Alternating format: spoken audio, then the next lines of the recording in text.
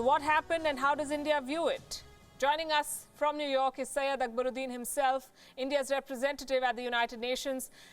Thank you very much for being with us here on Wion, and congratulations on your very successful first press conference at the UN. Were you prepared?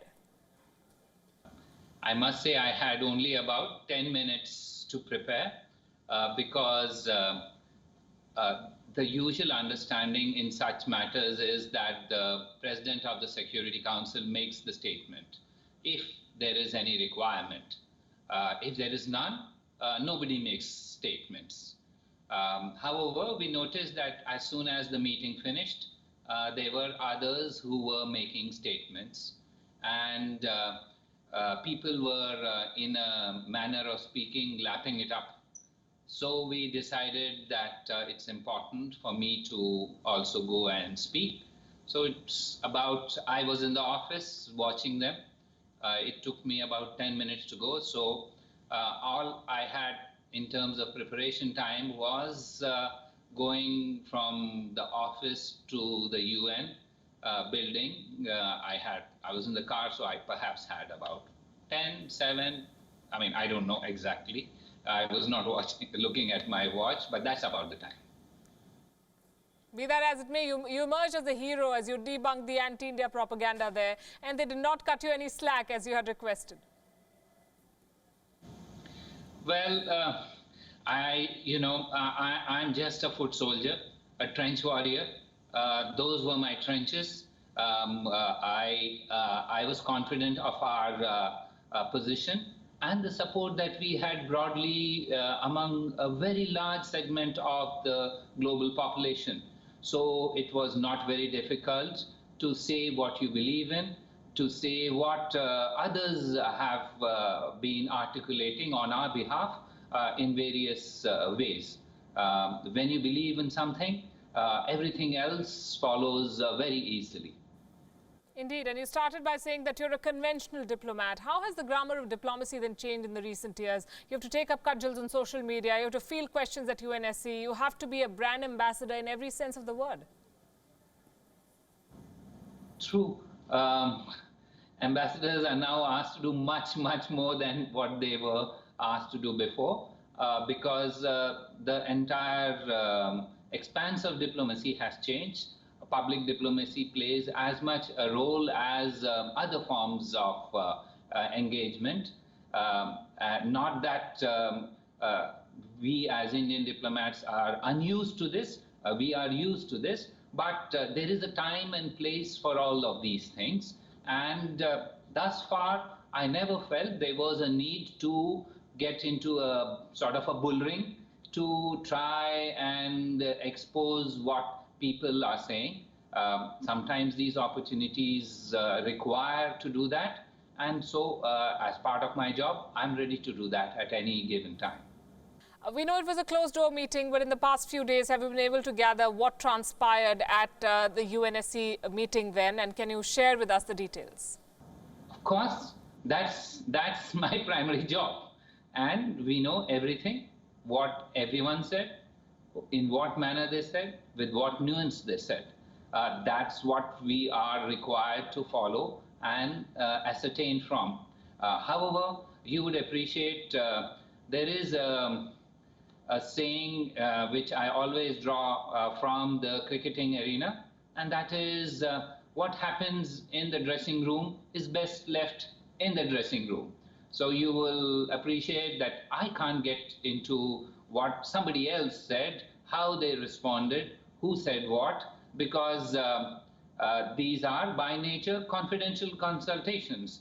This was not a formal meeting, it is not a recorded meeting, it is not in the UN Security Council chamber, people are not required. The entire idea is that a free flow discussion would bring to the fore what is the actual views of the members of the Security Council, and that will help them in very quickly deciding what they should do further.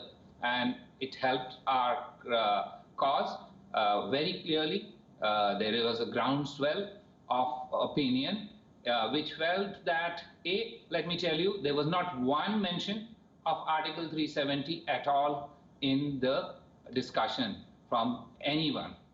Number two, there was a broad groundswell of feeling that this is an issue is best addressed if there are any repercussions, these should be addressed by those who are contesting it rather than in a forum where it has not been addressed for decades. And that's the sum and substance of what was there. I don't want to get into the details of who said what. You'll appreciate that these are confidential discussions and it's best kept that way because the goal of diplomats is to try and work within a pattern or a framework which allows for divergences but tries to ensure that divergences don't become very sharp differences. You'd appreciate that I'm a journalist, so I'm going to request you to allow me a follow-up question there. Were there any surprises for India at the meeting? We always prepare for the worst. So if there is a surprise, we were surprised by the breadth of support for us because we planned for much more difficult times.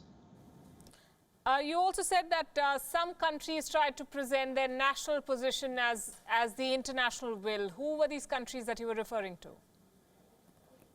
Well, that's pretty clear because if there was an international consensus or sentiment on this, it would have been reflected by the President of the Council.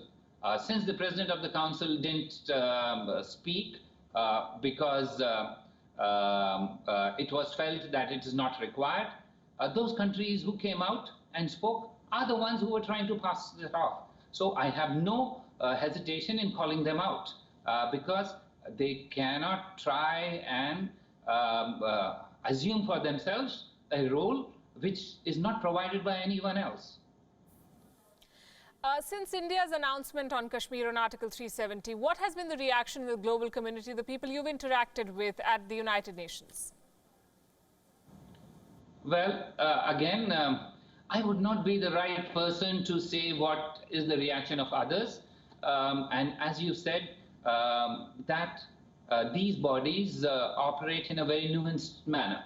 And it is for diplomatic observers to pick up the nuances. By not making a statement, they've made the loudest statement possible. And everybody knows this at the UN and beyond. But there's no need to rub this thing in. But facts are facts. And we need to all work and recalibrate our approaches, taking into line what happened on 16th August. After the meeting in New York, we heard from the Pakistani Foreign Minister Shah Mahmood Qureshi. Pakistan is spinning this as a win. The fact that the UNSC took this up for decision at all and the fact that it hasn't been quote-unquote relegated to the dustbin. How do you see that? Well, everyone is entitled to look for what they want to look for. But let me put it another way. Everybody has a right to raise a thing. Nobody can stop anyone from raising an issue. The point is, what's the outcome of that? If the issue did not gather steam, then what's the point of saying, I raised it? Every year, Pakistan raises similar things in the General Assembly. So does that indicate that the international community is now moving on that? So let's be very clear, raising it, calling for an informal discussion is not unusual in international politics or international diplomacy. Every member of every body has the right to raise an issue and everybody can address or look at informal discussions on anything and everything. So where does that lead to? If it has led to anything tangible, then we need to make a serious effort and try and address that. But if it hasn't led to anything, it's their call. They can raise it. They are welcome to raise it. It's their annual itch. We will address that in the way that we know best. And my final question now, how is your relationship post-Friday with the journalists of Pakistan? As you said there, you're going to ask 5 times more questions than the 2 previous speakers put together. Well, I must say actually not 5 times, because I ended up responding more to more questions than I had planned. And there were not only 3, there was another journalist who was of Pakistani origin but was reporting for another newspaper. So actually I took 4 out of 7 questions were from journalists who were either Pakistani or were Pakistani origin.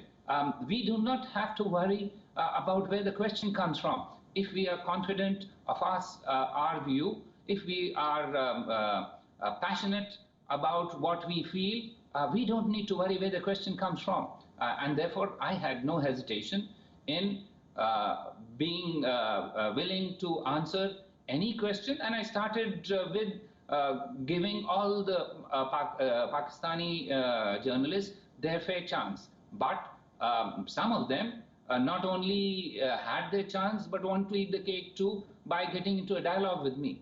We were in a question and answer format, not in a dialogue format with journalists. That I will do with diplomats. So journalists and diplomats may be siblings, but there is slight difference. As you and I know, your goals are different, my goals are different. Where we match, we work together. So we may be siblings, but we may be step siblings.